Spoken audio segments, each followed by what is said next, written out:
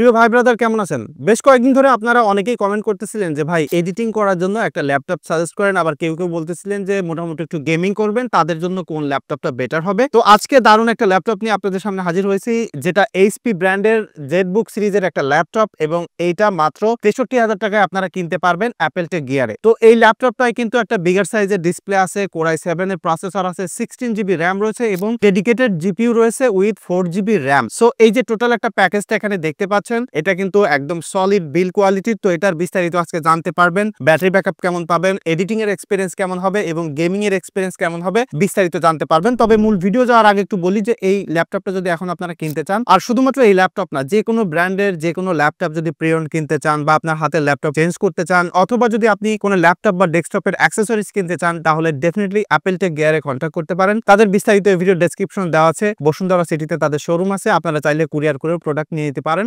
বিস্তারিত video description দেওয়া আছে, যাদের দরকার তারা ডেফিনেটলি কন্ট্যাক্ট করে নিন। ফার্স্ট অফ অল ল্যাপটপটার মডেলটা একটু আপনাদেরকে বলে দিই। এটার এক্সাক্ট মডেল হলো এইচপি জেটবুক ফায়ারফ্লাই 15G7, এবং এইটা যে সময় লঞ্চ হচ্ছিল তখন কিন্তু অনেক দাম ছিল, বাট এইটা বয়স হতে হতে এখন এই ৬৩,০০০ এসে দাঁড়িয়েছে। তবে এটার যদি আমি ডিজাইনে আসি আর বিল্ড কোয়ালিটিতে দেখেন, প্রথমে এটা একটু বিগার লাগতেছে আপনার কাছে দেখে। আর যারা মূলত কন্টেন্ট ক্রিয়েট করেন বা গেমিং করতে চান, তাদের জন্য আসলে একটু বড় ডিসপ্লে দরকার, আর বড় ডিসপ্লের জন্য তো ডেফিনেটলি সাইজটা একটু বিগার হতে হবে। এবং এই যে ডিজাইনটা দেখতে পাচ্ছেন না, সলিড একটা প্রিমিয়াম ডিজাইন, বিকজ এটা টোটালি ম্যাগনেসিয়াম অ্যালয় দিয়ে তৈরি, এবং এটা কিন্তু মিলিটারি গ্রেডের সার্টিফিকেশন রয়েছে, যে কারণে একদম রাফ অ্যান্ড টাফ কন্ডিশনেও কিন্তু এটা সার্ভাইভ করতে পারবে। সো লম্বা সময় ধরে ব্যবহার করতে গেলে এটা যে বিল্ড কোয়ালিটি আছে খুবই সুন্দর হবে। এবং জাস্ট লুক অ্যাট ইট, এই ডিজাইনটা কিন্তু খুবই প্রিমিয়াম। আপনি সামনে পিছনে দেখলে বা ক্যামেরা কেমন দেখতে পাচ্ছেন জানি না, এবং স্পেস গ্রে কালারটাও কিন্তু খুবই সুন্দর। এবং যদি আমি পোর্টস অ্যান্ড বাটনে আসি, একদম ডান পাশে আপনারা এখানে চার্জিং পোর্টটা দেখতে পাচ্ছেন, তার পাশে একটা ইউএসবি পোর্ট, একটা এইচডিএমআই পোর্ট রয়েছে এবং দুইটা টাইপ সি পোর্ট রয়েছে, যেখানে থান্ডারবোল্ট রয়েছে, অর্থাৎ হাই স্পিডে ডাটা ট্রান্সফার বা বিভিন্ন ডঙ্গল কানেক্ট করতে পারবেন। এবং তার পাশে কিন্তু একটা মাইক্রো এসডি কার্ডের স্লট রয়েছে। যারা মূলত কন্টেন্ট ক্রিয়েট করেন তাদের জন্য কিন্তু এটা ভালো একটা ফিচার। তবে অনেকেই বলতে পারেন এখানে এসডি কার্ডের সাপোর্ট হইলে বেটার হইতো। হ্যাঁ, এটা কিন্তু ওয়ার্কফ্লো ভ্যারি করে। কেউ যদি অ্যাকশন ক্যামেরা ইউজ করে, তাদের জন্য কিন্তু মাইক্রো এসডি কার্ডটা ঠিক আছে। আর একদম বাম পাশে কিন্তু এখানে একটা ইউএসবি পোর্ট রয়েছে এবং 3.5mm এর একটা হেডফোন পোর্ট রয়েছে, আর এখানে কিন্তু এসসি পোর্ট রয়েছে। এবং এই ল্যাপটপটা যখন আপনি ওপেন করবেন, জাস্ট হিঞ্জটা দেখেন, হিঞ্জটা খুবই টাইট, খুব স্মুথ যে তা নয়। বিগার ল্যাপটপ হিসেবে এই পর্যন্ত আসে, এরপরে আসলে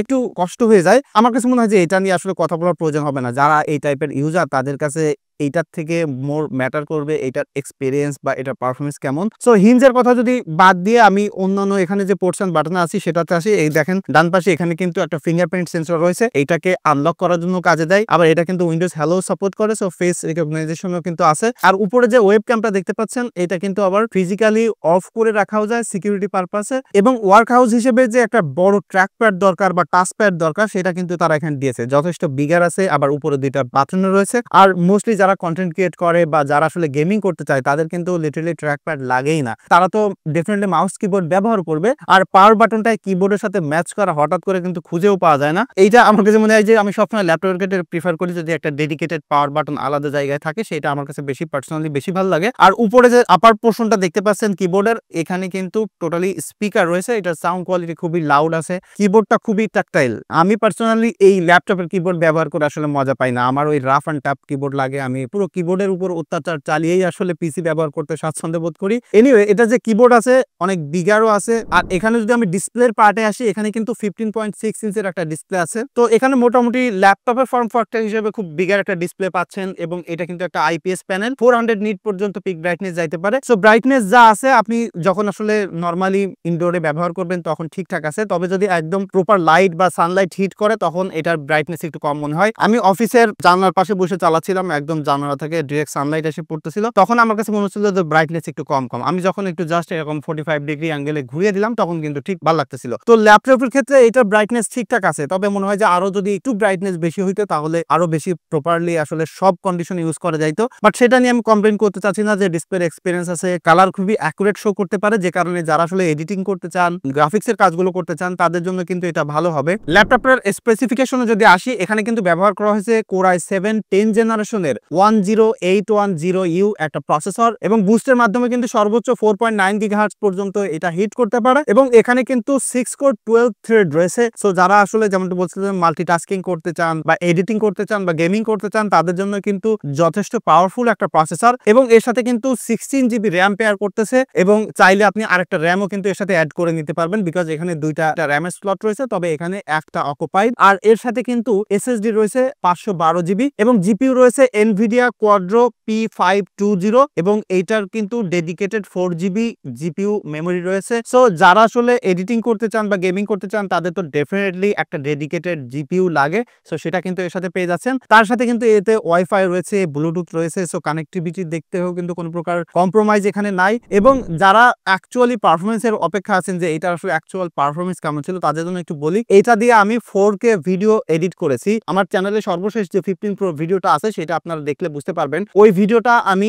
এইটার মাধ্যমে রেন্ডার করেছি। তো ওইটা এডিট করতে যে আমি দেখলাম যে 4K টাইমলাইন এখানে যখন আপনি রিয়েল টাইম প্লেব্যাক করবেন তখন এইটা একদম ভালোভাবে স্মুথলি প্লেব্যাক করতে পারে না। 1/2 দিয়ে এটা প্লেব্যাক করলে ভালো স্মুথলি প্লে করা যায়। আর মোস্টলি আমরা যেসব ইফেক্টগুলো ব্যবহার করি হাই কালার গ্রেড করেও কিন্তু এটা খুব স্মুথলি প্লেব্যাক করতে পারে, সেটা খুবই দারুণ একটা ব্যাপার। তবে যদি আপনি ফুল এইচডি ভিডিও এডিটিং করেন এটা দিয়ে তাহলে খুব স্মুথলি এডিটিং করে ফেলতে পারবেন। তবে যদি হাইলি এডিট করতে চান লাইক আফটার ইফেক্ট দিয়ে এটা সেটা দিয়ে ভরে ফেলতে চান তাহলে কিন্তু এটা পারফেক্ট না, বিকজ তখন এটার গ্রাফিক্স প্রসেসরটা একটু দুর্বল হয়ে যায়। তো সেই হিসেবে যারা আসলে নর্মাল কন্টেন্ট ক্রিয়েটর আছেন লাইক আমার মতো মাইক্রো কন্টেন্ট ক্রিয়েটর আছেন তাদের জন্য কিন্তু এটা মোর দ্যান ইনাফ হয়ে যাবে। এবং এটা রেন্ডার টাইমটাও আমি এক্স্যাক্টলি আপনাদেরকে বলে দিই, ওই ভিডিওটা ছিল 10 মিনিট 57 সেকেন্ড এবং 4K 24 ফ্রেম পার সেকেন্ডের। তো ভিডিওটা রেন্ডার হতে 34 মিনিট সময় লাগছিল। সেটা আমি ব্যাটারিতে টেস্ট করেছি, আবার পাওয়ার প্লাগ করেও টেস্ট করেছি, স্পিড একই থাকে। লাইক অনেক সময় দেখা যায় যে ব্যাটারিতে চালাইলে একটু স্পিড কমে যায়, সেই ব্যাপারটা এখানে আমি লক্ষ্য করে নিই, দেখছি যে ব্যাটারি বা এসিতে লাগাইলেও একই স্পিডে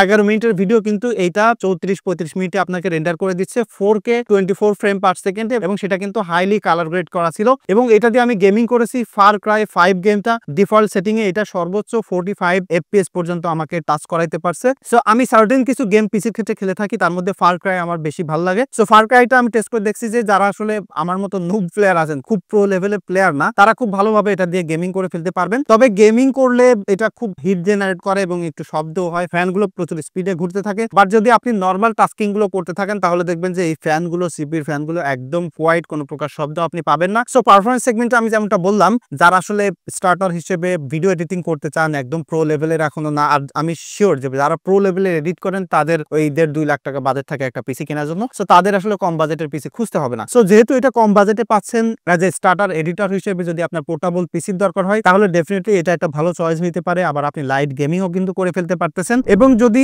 এইটার ব্যাটারি ব্যাকআপে আসি, ব্যাটারি ব্যাকআপ কিন্তু একটা ইস্যু যখন আসলে আপনি পোর্টেবিলিটির কথা চিন্তা করবেন। তো এটা দিয়ে আমি হেভি এডিট করেছি, গেমিং করে দেখেছি, তখন আমি এটা দিয়ে সর্বোচ্চ 1 ঘন্টা 40 মিনিট স্ক্রিন অন টাইম পেয়েছি। আর যখন নর্মাল ইউজ করেছি তখন এটা দিয়ে 3 ঘন্টা স্ক্রিন অন টাইম পেয়েছি। সো এইটা যদি আপনি লাইট ইউজার হয়ে থাকেন, সামান্য একটু এডিট করলেন, মাঝে মাঝে গেম টেম খেললেন, তাহলে 2.5-3 ঘন্টা স্ক্রিন অন টাইম আপনি এটার মাধ্যমে পেয়ে যাবেন। সো এই মুহূর্তে ফাইনাল ডিসিশন হিসেবে যদি আপনাকে বলতে চাই তাহলে আমি বলবো, যদি আপনি এডিটর বা গেমার হয়ে থাকেন লাইট, তাহলে অ্যাজ এ পোর্টেবল পিসি হিসেবে এইটা একটা ভালো চয়েস হতে পারে অ্যারাউন্ড 63,000 টাকা বাজেটে। এটার যে বিল্ড কোয়ালিটি আছে, যে ডিজাইন আছে, সেটা আরো লম্বা সময় ধরে আপনি চালাইতে পারবেন। তবে যারা নর্মাল ইউজার, এডিটিং করেন না, গেমিং করেন না, তারা এই ল্যাপটপ নিয়েন না, বিকজ এটা বেশ হেভি ফিল হয়, বেশ বাল্কিয়ার ফিল হয়। সো আই হোপ যে আপনারা উত্তর পেয়ে গেছেন যে যারা কম বাজেটে একটা এডিটিং পিসি খুঁজতেছিলেন তাদের জন্য। আর যেমনটা বললাম, এটা কিনতে চাইলে আপনারা অ্যাপল টেক গিয়ারে কন্ট্যাক্ট করতে পারেন। দেখা হচ্ছে আগামীকাল। ধন্যবাদ সবাইকে।